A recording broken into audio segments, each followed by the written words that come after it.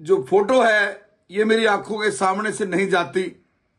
जो फोटो मुझे पहलगांव के शहीद लेफ्टिनेंट विनय नरवाल की पत्नी ने दिखाई और मुझे कहा जब मैं उसको मिलने गया कि मैं इन आतंकवादियों को, पहलगांव के इन आतंकवादियों को जिन्होंने मौत का तांडव किया, इनको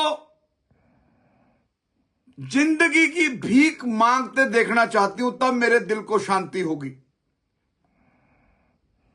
मैं भारत के प्रधानमंत्री नरेंद्र मोदी जी आपसे मांग करता हूं, यह मेरी मांग नहीं है, देश की 140 करोड़ जनता की भी मांग है कि इन आतंकवादियों को भी हाफिज की तरह, मौलाना मसूद अजहर की तरह पाकिस्तान संरक्षण देगा।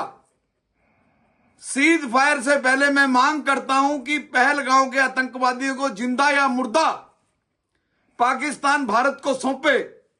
कल जो प्रस्तावित बैठक होने जा रही है DGMOR की, उस बैठक से पहले पहलगांव के आतंकवादियों को इंडिया को जिंदा या मुर्दा सौंपे पाकिस्तान, तब भारत को आगे बढ़ना चाहिए। यह मेरे एंटी टेररिस्ट फ्रंट इंडिया की मांग है। हम भी, मैं वीरेश शंडिले भी बड़ी जिम्मेवारी से कह सकता हूं कि हम भी 30 साल से आतंकवाद के खिलाफ लड़ रहे हैं। मैं आज से 24 साल पहले दिल्ली से जम्मू कश्मीर तक आतंकवाद के खिलाफ रथ यात्रा लेकर गया था। मैं लगातार जमीनी और कानूनी स्तर पर आतंकवाद के खिलाफ लड़ रहा हूं।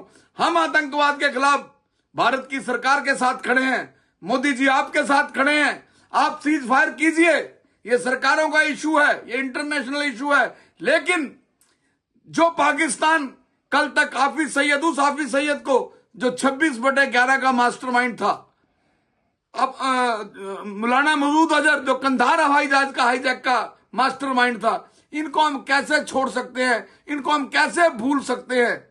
हमें एक बड़े ऑपरेशन की जरूरत है जिससे 140 करोड़ जनता के दिलों को शांति मिले।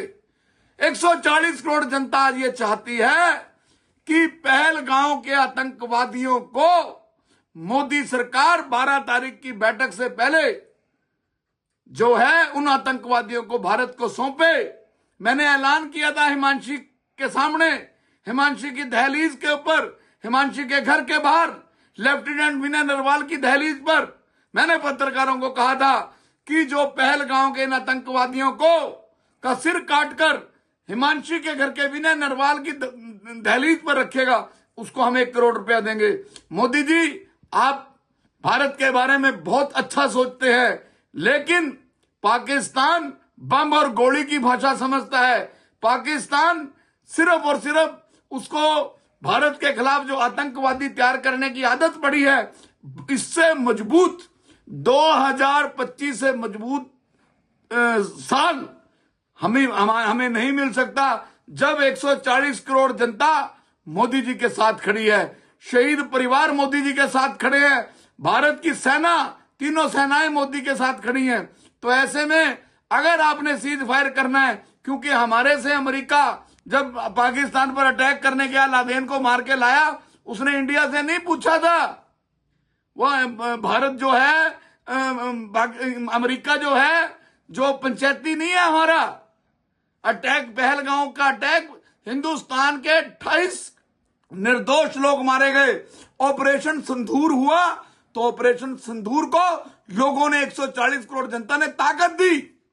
आज पूरा देश मोदी जी के साथ खड़ा है, भारतीय सेना के साथ खड़ा है। लेकिन ऑपरेशन सिंदूर तब सक्सेस माना जाएगा सीज फायर से पहले, 12 तारीख की मीटिंग से जो होने जा रही है, उससे पहले पहलगांव के आतंकवादियों को, जो हिमांशी रोते रोते बोल रही थी कि मैं उन आतंकवादियों को जिंदगी की भीख मांगना देखना चाहती हूं, वैसे तो उसको जिंदा उनके सामने लाया जाए, उस वहां लाके मारा जाए, वहां जाके उनके सिरों में गोलियां मारी जाएं और पेट्रोल घेर कर, तेल घेर कर उनको आग लगा दी जाए, तब इनको पता चले कि निर्दोष लोगों की हत्या कैसे की जाती है।